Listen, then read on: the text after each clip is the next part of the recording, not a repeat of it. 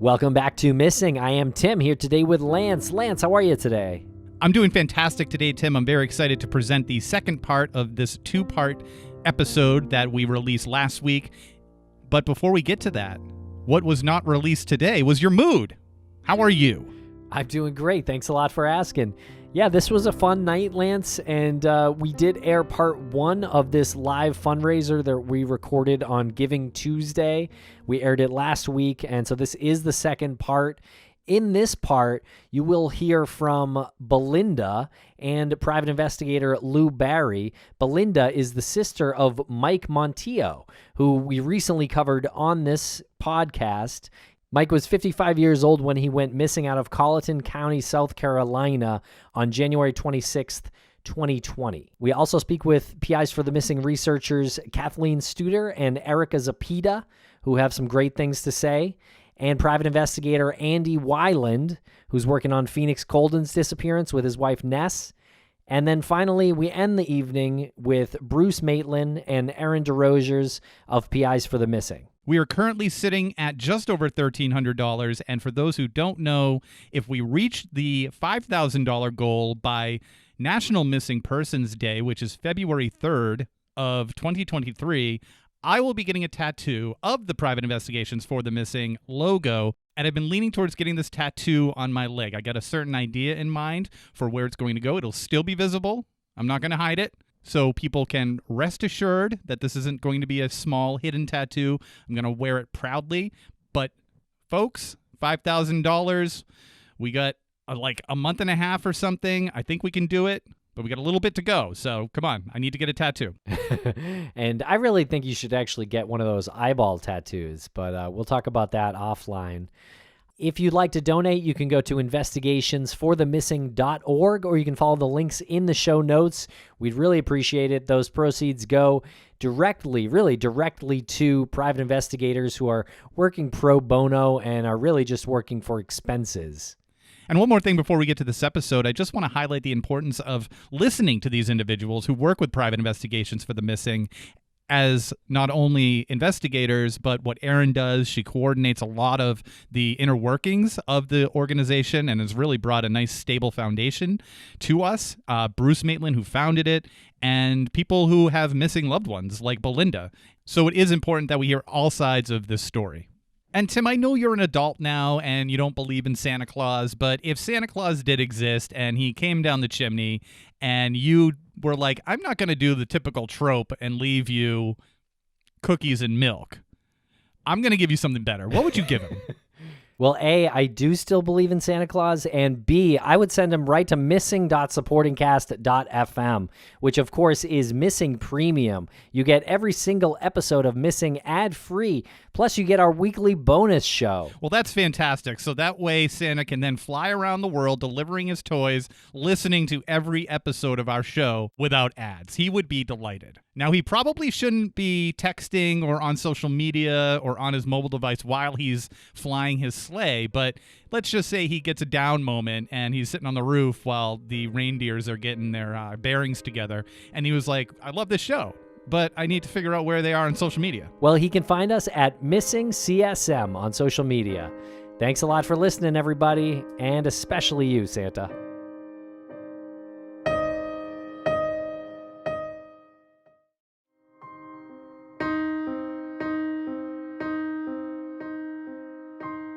Okay, now we are going to bring Erin Desrochers back on here, and we're going to find out where we're at for the dollar amount. I feel like we should be doing a musical number at this point. And I feel like one of us should be like Jerry Lewis. Okay, well, we're already behind time. Erin, how's it going? Welcome back to the program. Tell us where we're at. So currently we're at $700. To get to 1,000 by the end of the night would be really great. I don't know if that's setting my bar too high, but that's where I think that's where we'd like to be. Let's get to 1,000. Let's get to 1,000. Greg said, "Tell some jokes, Lance." No, that's people will take their money away if I start telling jokes. Let's offer something if we get to 1,000. I'm gonna offer up this autographed Lord and Arts Seriously Mysterious puzzle. I will autograph it and send it to the person who puts us over 1,000. All right, you heard it I here. like it. I like it. We have got a very special person joining us in just a moment here. Her name is Belinda. She is the sister of a missing person named Mike Montijo, and she recently joined us on the Missing podcast. You can hear her there. She joined us with private investigator Lou Barry, and we are bringing Belinda on here today to speak about private investigations for the missing and her brother Mike and how the two have worked together. Belinda, how are you today? I'm great. How about you? Doing pretty good. Thanks so much for joining us. Okay, and Lou Barry. Lou's stoic. Very stoic. Per usual. Well, I hope folks listening have checked out the episode about your brother Mike, Belinda. I think it was a really interesting conversation. He's been missing since January 26th, 2020. The official investigation has left a bit to be desired, and that sort of left you with the idea to contact private investigations for the missing. Is that correct? That's correct. I had tried to find, even to hire a private investigator to pick up his case, to see if we could get the funds together, and we couldn't find anybody. And so I went to the internet and came across the private investigations for the missing, and filled out the form, and they got a hold of me. And in fact, when Lee reached back out to me, I'd already forgotten about it. And I was like, who submitted this? And then he told me who he was. And I was like, oh, okay. So I was very grateful, because it's, the missing people, there are so many of them, like you've already know, and trying to get help to find them is like really, really difficult. Any donations that y'all get out of this, I mean, it helps a lot of people.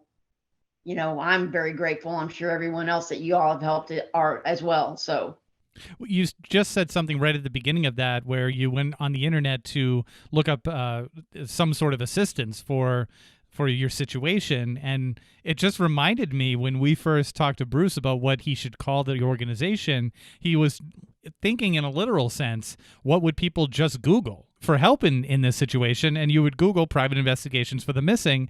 And I just like to hear someone say that as like the direct result of that real simple, brilliant decision is so refreshing. It's so great that's what happened to you. I'm assuming that's what happened to you. But and it's been an absolute pleasure to hear you tell the story about your missing brother. I know that sounds weird to say or weird to hear, but it's been a pleasure to like be introduced to you, and to know that this is providing you with some help, and to know that Lou is providing you with some guidance. And just thanks for joining us tonight. Oh, no problem. I would do, I post stuff about y'all all the time and stuff. And,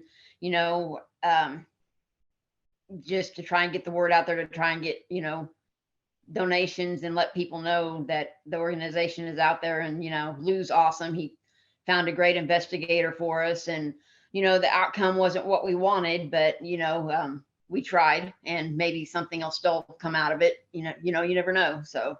Yeah, absolutely. And Lou, can you tell us a little bit about that process of finding a private investigator and connecting that person with Belinda, and what has happened with that work? Every case obviously is different. We have a list of investigators that have indicated they've been willing to help us out, most of the time for a very reduced rate. Some don't charge us at all, but we're very careful about who we actually do engage. We want someone professional out there. And in Belinda's case, I mean, she got a top-notch investigator. This guy is so experienced and did an unbelievable job, not only on this case, but another case we assigned to him. It can be a difficult process. I kind of accidentally found her investigator through another investigator who said, geez, I can't do it right now, but I give you this guy's name. And I talked to him, and he said, yeah, okay, I'll do it. And, we talk sometimes 2-3 times a week. He's really very communicative about what's going on. I wish we'd had better luck in Mike's case. It was pretty evident that it really needs the active investigation by law enforcement. We've done all we can. The investigators made an excellent case that this needs more investigation by law enforcement. We can only do so much. We can't bring charges. We can't convene a grand jury. We can't subpoena people. Law enforcement can. In this particular case, I think they kind of dropped the ball, and we're still trying to get them to show some positive activity in the case. So far, we haven't had any luck, unfortunately. That's about where we stand. Just another thing to note while I think about it, I've traveled a lot with Greg Overacker. He does eat, and I've never seen him eat a hot dog. So good to know. He does not miss any meals. I can assure you of that. In fact, I've seen him devour an entire plate of brownies in very short order. So he's not going to starve to death. Believe me. Well, that is good to know. Yeah, he's a resourceful fellow, that's for sure. Now, with the work that the private investigator did, has there been any update on what you're going to do with that information? We have tried. The sheriff's department has not been communicative with us since the beginnings. We've tried to get some publicity. We pushed the podcast that Crawlspace did. We advertised it down there, and we're going to still follow up. We have a journalist who's going to contact them, try to get some comments. Why haven't you done anything? Why isn't this being investigated? That's about all we can do at this point. I think it's going to be up to the public to ask questions about why this case has been dropped. Mike, as I said on our podcast, Mike spent 20 years serving this country in the submarine corps.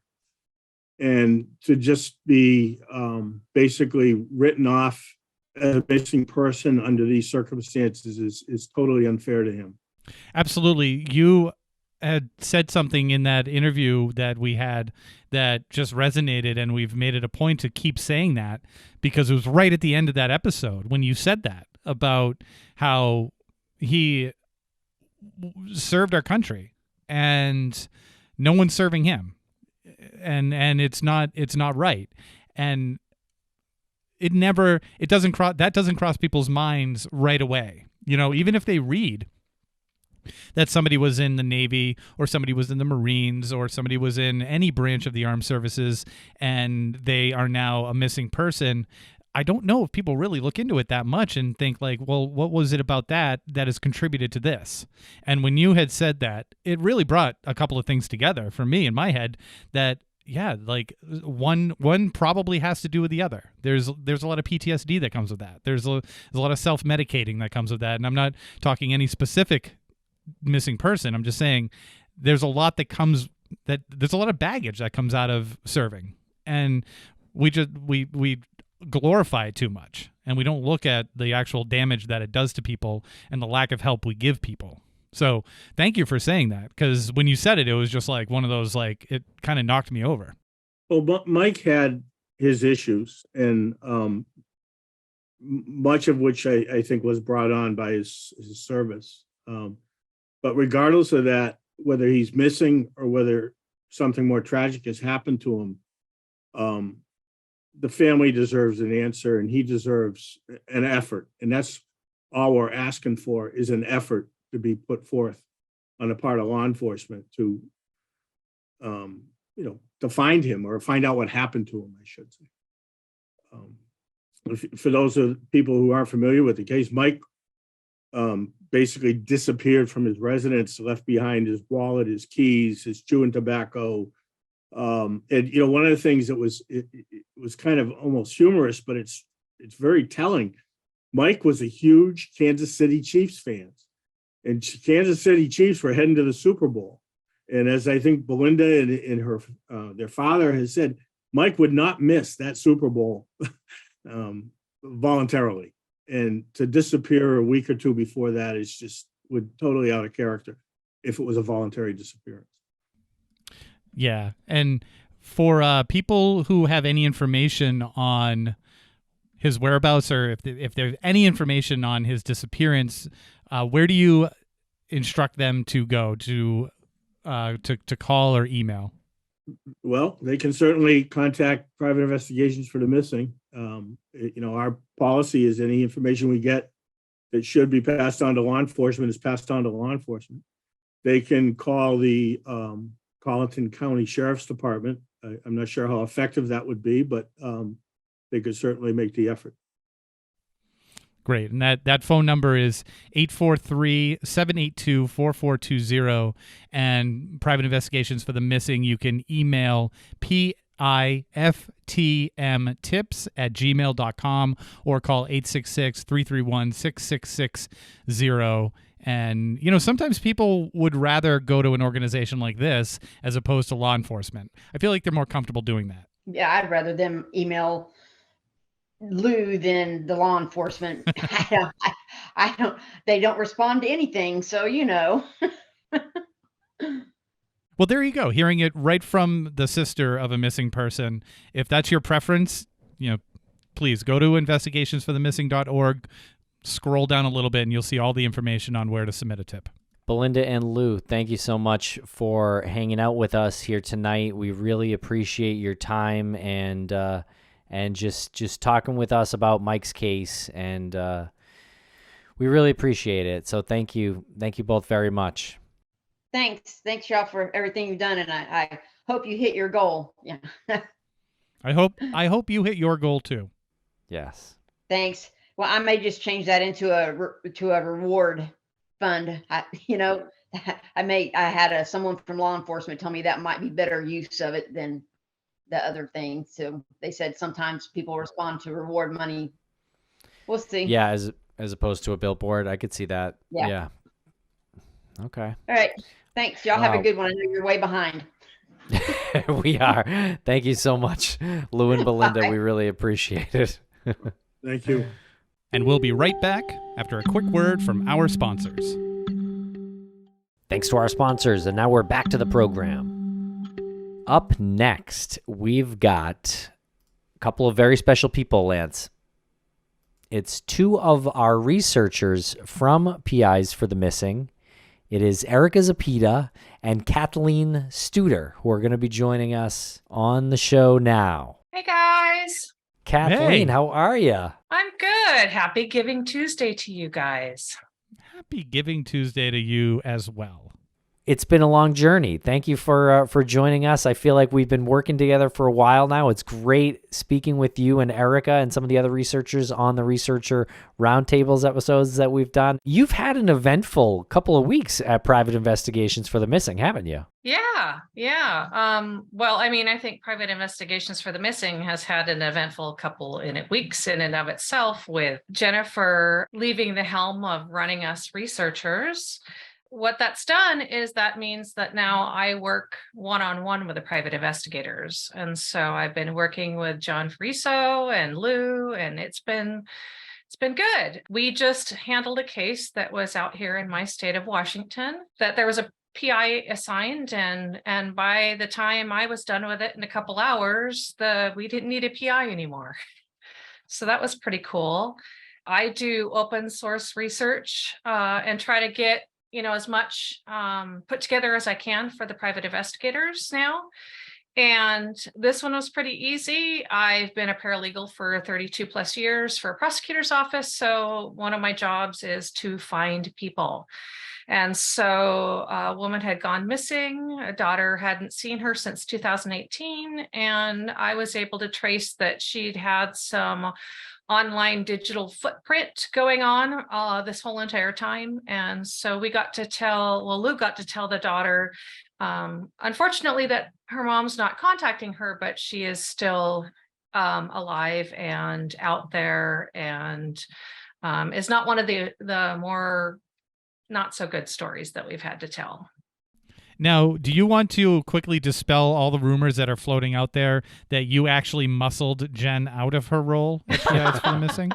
Well, I think I just posted that my t-shirt needs to say, "I'm tall, so I will hurt you. So don't, think about fall it. in line. Yeah. So yeah, I didn't muscle her out of it. It was just how we went, and we're sort of feeling out the new way of operating. And I've worked on a couple of cases since. Haven't written anything for you guys yet, but hopefully that will change. Unfortunately so, but that will change. This is a great volunteer job. I really appreciate it. I really appreciate being able to stay on and work my magic that I can. I've been doing this with you guys for about a year, and it's been a very interesting journey. It means a lot to me to be able to help as much as I can.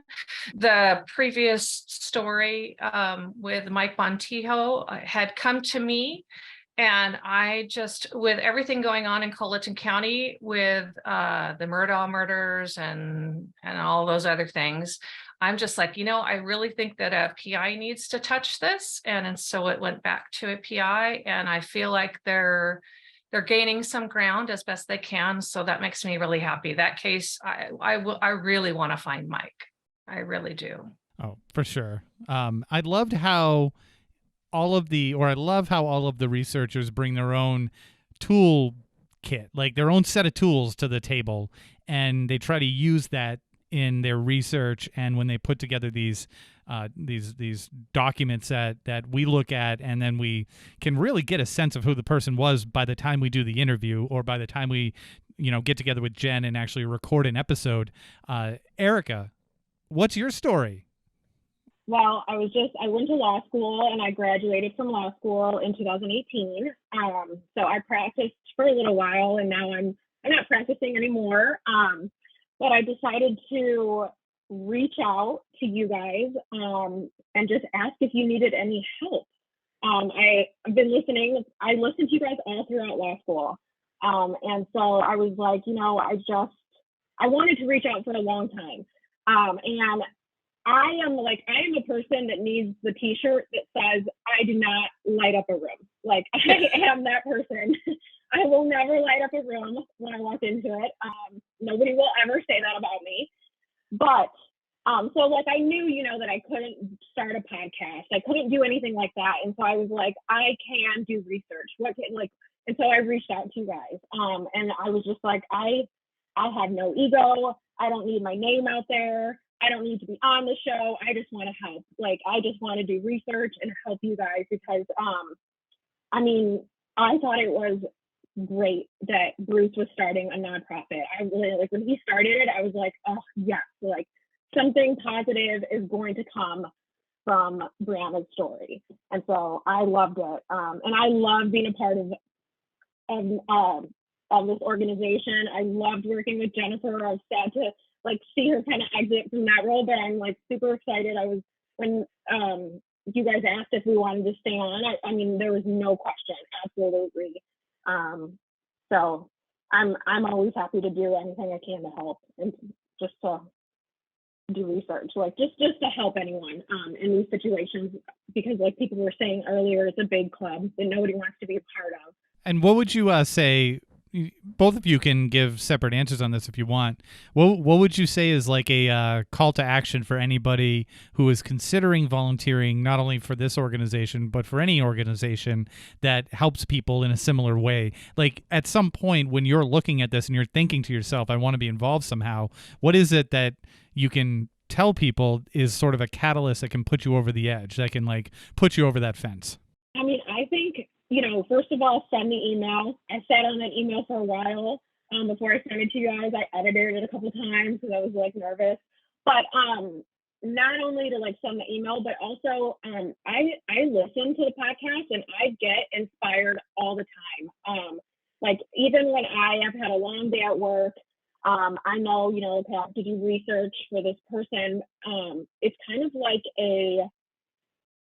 not like a break away from work, but it's just a different type of work. And I listen to a lot of podcasts. I listen to a lot of missing persons cases, a lot of different podcasts, and I just continually find myself getting inspired by people, by family members, by you guys, the way you guys do your show. I think that just continuing doing the work, reaching out to to any organization that does good work, but then continuing to like remind yourself why you're doing this work and why it matters, and that it does pay off and it does affect people's lives, like making people are real people. Like John was saying earlier, he heard, Jason's kids in the background and all of that. They are real people and they do have real stories, and that like kind of resonates with me. So every once in a while I will get like really re-inspired, and I'll kind of like go back in and look at like my research tools that I've come up with. I mean, Kathleen and I work together, we text, we call each other sometimes. So I kind of let that inspiration keep me going, I think. Very cool. Well, yeah, thank you for sharing that. I really appreciate hearing that. And you two inspire us. I swear, it's true. People who volunteer out of the goodness of their heart, it's inspiring to us. And this whole nonprofit organization is all about trying to help people and trying to help our fellow humans. So thank you both for volunteering your time and helping this organization. It is so very much appreciated. Thank you. It means a lot to me too. Being a volunteer is, the good part of my day. We have to work, we have to pay the bills, we have to keep a roof over our head, but the volunteer work is the passion work, at least for me. So this keeps my passion fresh. Beautiful. Erin put a note here in the YouTube chat that we're at $823, so we are about 170 something away from 1,000. 170, right? 170. Whatever the math is, it doesn't really matter. We need 125. We need to go. 125. Kathleen, Okay, yeah. Just Kathleen, you're so smart. This is not a mathematics program. Well, thank you so much, and this nonprofit is so important. So we do need some more donations. We're trying to hit that $1,000 goal tonight, so you can donate via PayPal. There is a link in the YouTube, and you can just go to PayPal and find it there, or you can just go to Private Investigations for the Missing, the website that is investigationsforthemissing.org, and click the donate button, and you can find it that way. All right, guys. Thank you. Kathleen and Erica, thank you so much. We really appreciate you hanging out with us here tonight. You bet. Good night. Looking forward to speaking with you soon. And we'll be right back after a quick word from our sponsors. Thanks to our sponsors, and now we're back to the program. Andy Weyland, how are you tonight? I'm doing well, guys. Thanks. Sorry for the deer in the headlights look there for a second. I was still watching the live stream. I didn't realize I was on with you. You guys were just going along. That was great. We're sneaky. It's TV, baby. Yeah, we'll get you quick. Yeah. Andy Weyland, private investigator, you and your wife, Ness, have been working on the Phoenix Colden disappearance. And yeah, so welcome to the show. Hey, thanks for inviting me, guys. Also, the sweater is absolutely bomb. Where did you get this? You're not the first person in the last few days to say this to me. And I say I have a few of these different colors and varieties. And I always say that it's like wearing a blanket everywhere I go. It's very nice. So yeah, it's making me warm looking at it. Paisley and Gray, which is the name of your private investigations firm. No, it's not, but that would be cool. That's the name of his band. That's right. Will be. Yeah. You are Lakefront Investigations, and and you have been donating your time, volunteering your time to Private Investigations for the Missing. You've been on the Missing podcast a couple times now, most recently in CrimeCon 2022. We had you and Ness and Greg Overacker on a single panel, and that was a great time. And you were speaking mostly about Phoenix Colden's disappearance and a little bit about just being a private investigator for PIs for the missing. Yeah. Yeah, it was a great experience. Surprising that how I just remember being surprised at how full the audience was for that panel in particular, just being on that side of the dais, if you will. But that was a very enriching experience. Appreciated that, guys.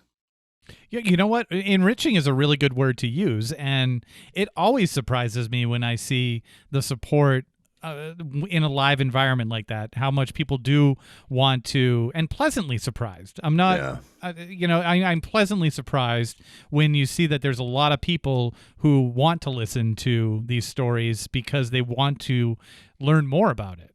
Not because they're getting some sort of like morbid fulfillment out of it. They will come up to you after and they'll say, how did you get started? Where did you meet Bruce? Why did you choose that case, or did it choose you? So it really is a remarkable experience, and I'm glad you feel that way.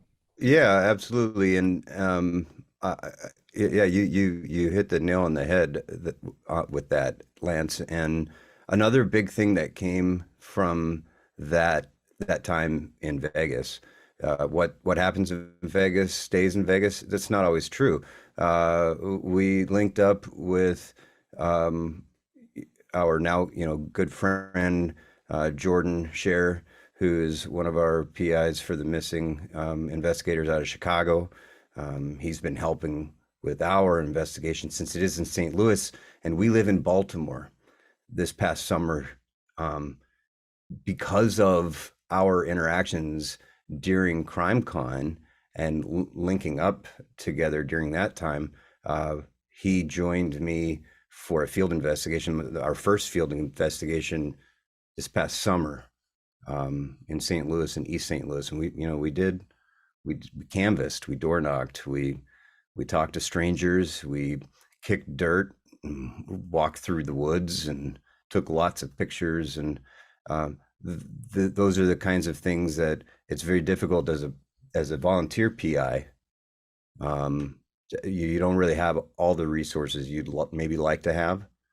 Anytime someone like Jordan is ready to step up and make that, like he made that drive, all the way from Chicago. And he's a busy man. He's a very busy man, with his own company, his own PI company that he takes care of. This private investigations for Vanessa and I is not our primary job, whereas for Jordan and many of your other PIs, this is their bread and butter. This is what they're very, very good at, and it's what they do all the time. Jordan's one of those investigators. And you said this isn't your primary job, but both of you are licensed private investigators. That's correct. What advice would you give to anybody who's on the fence about whether or not they want to, I guess, submit their information and apply to become a private investigator? I don't know if it would make for good advice, but I would certainly, what I did was listen to Vanessa when she said, Andy, let's become PIs. I listened to why, though. And when she told me about her passion we talked initially about all the underserved populations in this country who don't have access to, ready media outlets to hear their story, who don't have access to the funds to procure a team of investigators to find their loved ones. When she told me about this, and a couple other things that she was working on, trace labs being one of them at the time, that for me was enough to say, this is why I'm going to do it. So if you ask me advice, okay, fine. I'll say, if you're thinking about, hey, do I want to be a PI or not? You ask yourself why you want to be a PI. And if you like the answer that comes back at you, then go ahead and become a PI. In your state, many states it's quite easy to do. Other states, there's a few other things that you got to do. The state of Maryland, there's some tests that you got to go through unless you're prior law enforcement. Vanessa and I, not prior law enforcement. So we're going through the wickets just like everybody else here in the state of Maryland who would like to become PIs. Well, tell us a little bit about Phoenix's case, if you can share, a little bit, and what you've been doing on the case for PIs for the missing. Lou reached out to Vanessa in June 2020, asked if we'd be interested in potentially working this case. He started talking with the family, with Mr. and Mrs. Colden, and they agreed to work with private investigations for the missing. We've been working with them since that time. So that's 2 years and some change now. In that time, COVID had a big impact on our operations. So a lot of it was open source intelligence type work and OSINT work, and phone calls, lots of phone calls with the family and with others, Freedom of Information Act requests, a lot of things that we could do that didn't require us to be on the ground somewhere. And then, of course, this last summer, 2 years almost, it was early July that I finally got out to St. Louis to do the more physical part of the investigation. So over the course of 2 years, and Lou and I just had an exchange about this last weekend, or a couple weeks ago, when I owed him a roundup of this case, a summary, from inception. And I said case, and I know we liked it. I liked Lance, what you said. We won't call them cases, we call them stories, right? We refer to them as stories because these are people's lives. But I think what was important for me when I looked at this report, which isn't as good as another report that he sent me, which was fantastic, and it's done by a retired police, seasoned police officer. So very detailed report. When we go through that process, it sheds light on all the things that we have done. And even though my report, that my summative report for the board, is not quite as detailed or thorough as some of the others might be, it gave me an opportunity to see certain things that have come to light. That's really important for me as an investigator, not just because it's why we're doing this, to make progress, but it keeps you going. Well, Lou and I had an exchange about this afterwards, and I said, Lou, there are times where I'm wondering, am I just kind of plodding along with the family, and being a fairly new PI, I've been doing this for about 2-3 years now. He said it is sometimes that plodding along with the family, and that's exactly what you need to be doing. Roger that, got it. And that was great. Those were great words from Lou. Valued that very much, and it got me right back to where I needed to be in my mindset, and it actually spurred me to sit down that same weekend and take a couple more leaps in looking at the information that we have available to us right now, that we've gathered over the last 2 years, to ask a couple of questions that we haven't asked yet. We personally, as investigators, Vanessa and I, haven't asked. Somebody else may have asked these questions. We haven't seen anyone else ask these questions or answers to them out there. So it's valuable to do those types of things and to take stock in what you're doing. When you ask, you probably wanted something very brief, and I gave you something very long. But when you asked, kind of give us an update on what you've been doing, to the short of it is, we've been spending a lot of time sifting through the known, trying to understand of that known, what is misinformation, disinformation,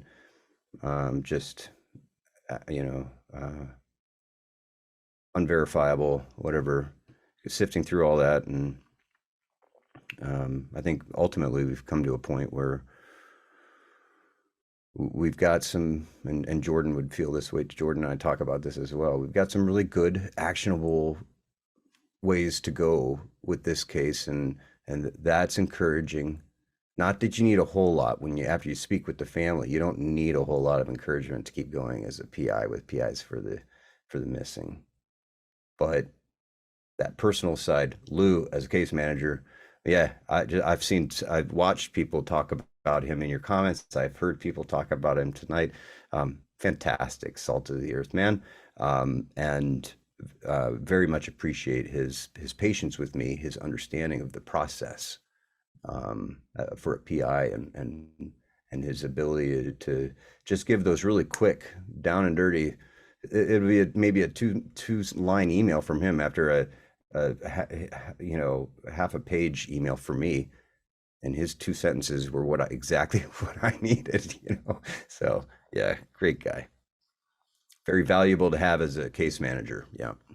He is, yeah. And you're all salt of the earth.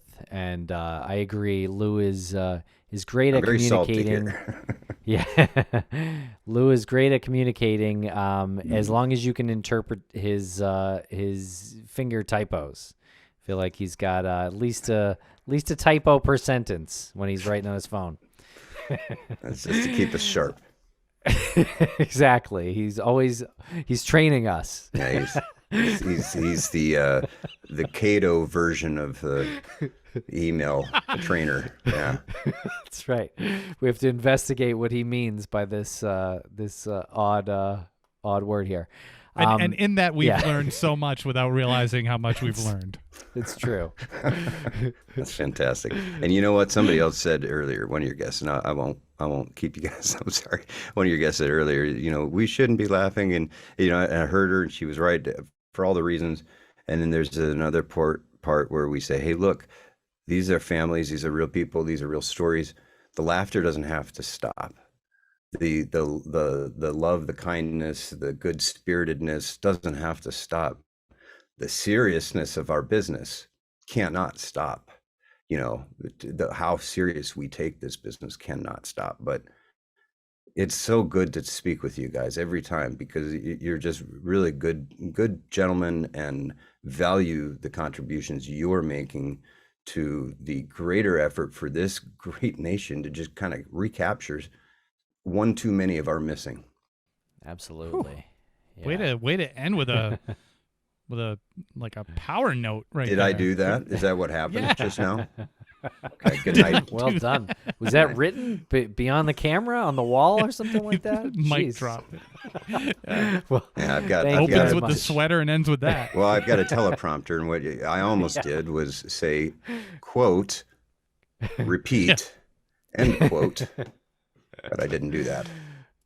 Well, Andy Weyland, thank you so much for joining us here tonight. We really appreciate your hard work on the cases that you work on for private investigations for the missing, but also your time here tonight. So thank you so much, and give Ness our best as well, please. She asked me to do the same for you all.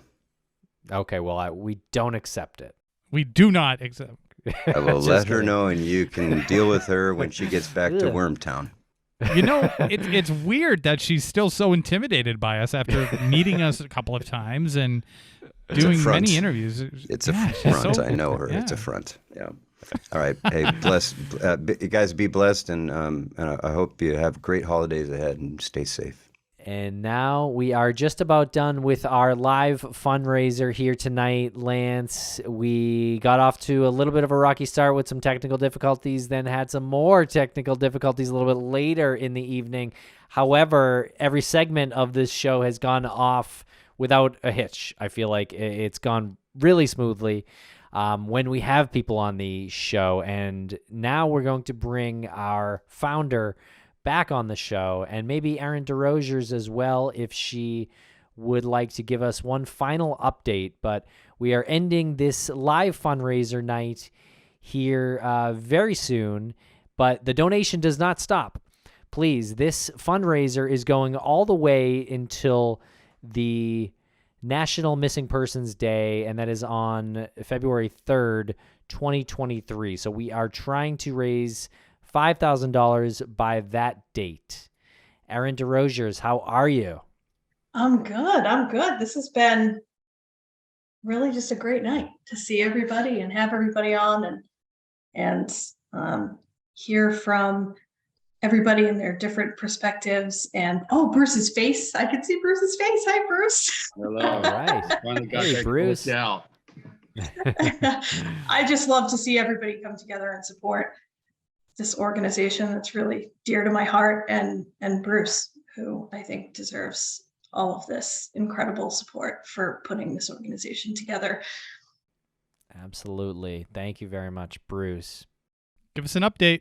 We are at $1,052. Bam! All right. Go. Well done, everybody. Thank you so much for all the donations tonight. And again, this vibe does not have to stop. And in fact, we are pushing towards a goal of $5,000 that we are trying to reach by February. So please, if you can, donate. And if you can't, please share. Sharing helps as well. Bruce, tell us what this nonprofit means to you. Well, a perfect example of this is just through this show.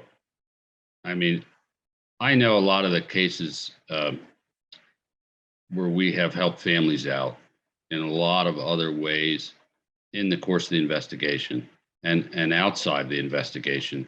But it's just overwhelming to me sometimes that how everybody that volunteers, how their lives, they give you a little sliver about how their lives have changed and improved. And boy, just the sum of all that, the people that give and donate, and they're just opening their hearts up and and seeing the value of this for people that they don't even know, and it really kind of blows me away, in a way. I mean, all of you, the people that work with the volunteers, the researchers, the PIs themselves that donate certain sections of their time while they're still trying to make a living. You guys, with the time you spent in the radios, and it's just different board members and the work that they do behind the scenes, and all the little stuff that never gets out. And we wouldn't have enough time to even go through a quarter of that. It warms your heart. You just see the real good in humanity into this, and it just makes me feel really good inside. That's wonderful to hear, and it's been such a great journey from this side of the experience, being affiliated with this nonprofit and seeing it go from just a few people wondering what to do and how to start, and what paperwork to file, and how to start a GoFundMe, and how to start a PayPal nonprofit account and a bank account, to being able to offer someone like Erin a role where she's like an organizing queen, to really bring things together like that, and to have a research team like all that, like what you said, and not have them be anonymous, have them be people who we can talk to on a regular basis to get updates, and to be able to solicit opinions so that the organization can continue to grow and start to actually apply for those grants and make those huge strides. So amazing work to everyone who supports this organization, because it takes so long to get something this small and grassroots off the ground. And after just a few short years, I mean, I think we're doing pretty well. Yeah, I mean, I feel like we just kind of we stumbled our way through the first 2 years almost, learning as we go, and just kind of figuring it out as a group, the whole board. And it's it just seems like the last couple of years, I mean, we've got some legs underneath us now. Seems like thank you, Erin. The system seems to be working very smoothly, and it's really truly able to help people that contact us and ask for it. And so it's only going to get better from here, bigger and better. And a huge shout out to Lou, who does so much behind the scenes. He's our case manager, so there's so much that goes into it, so much more than I ever understood before taking on this role. So he's just incredible and does incredible work. And I don't think gets enough shout outs sometimes. So he's absolutely key figure once something comes in. When a request comes in for help, and oftentimes, well, I'll reach out to law enforcement on this one, and I'll do a little this, and I'll do a little that, and before we even move on to whether to hiring a private investigator, he's already kind of on it, and he reaches out to the family sometimes, and he just, I don't know, he has that knack of an experienced person that knows exactly what to do. I mean, he'll send me emails different times. Well, I have this and this and this, and I'd like to do this. And I always, I agree, because it's absolutely the perfect common sense thing to do. And it's amazing. We have a new rule here at Crawlspace Media. Anytime we need to make a decision about something that potentially has an impact on a missing person case, what would Lou do? That's our new rule. It's sort of like the "What would Jesus do" type thing, and typically we have to go back and be like, okay, what would Lou say? And then that's how we approach things now, because you're right. He's always right. He really is. He really has that perspective that it's tough to argue with.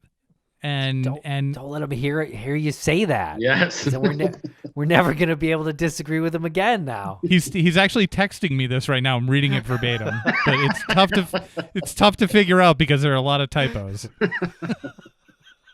All right, I'll stop.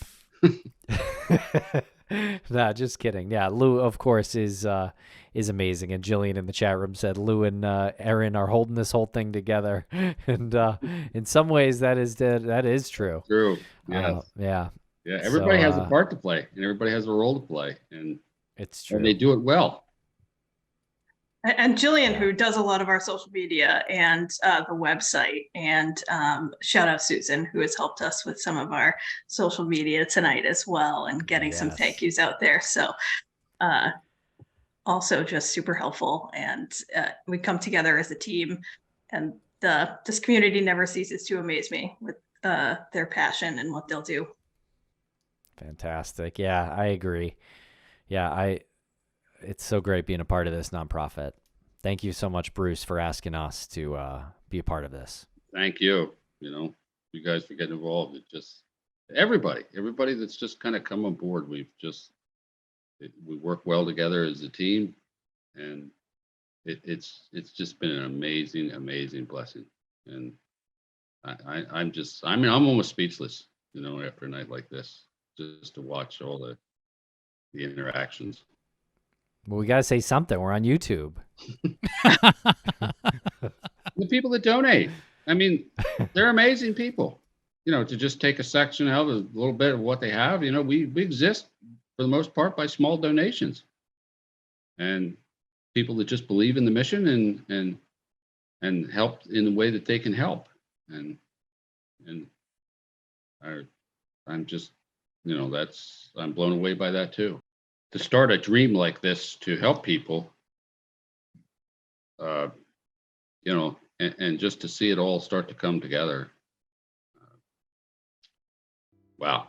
Yeah, I don't know. Lost for words. We did well. We're going to keep it going until February 3rd, which is National Missing Persons Day, correct? Yep. Correct. That's correct. All right. And then we should reconvene then. We should have another virtual live update with the total. That's a good call. And then we can discuss the whole tattoo thing there, and we can work out the rules and regulations on that. And what an amazing evening. Yeah, this has been great. What a great Giving Tuesday. It's fantastic. Thank you so much to everyone who's donated. Thank you to everyone in the chat room who's shared. Thank you to everyone who's appeared on this show tonight and had anything to do with private investigations for the missing. We really appreciate it, and our gratitude is overflowing. Our cup of gratitude is overflowing. I don't know if that's the right way to say any of that, but Thank you so much to everybody. This has been a wonderful night, and we will keep this ball rolling. And please donate if you can. Go to PayPal. There are links in the show notes, and there'll be links wherever you are listening to this right now. This has been a wonderful evening and event, and we will see you soon. Happy Giving Tuesday. Please donate to PIs for the Missing. Thank you so much.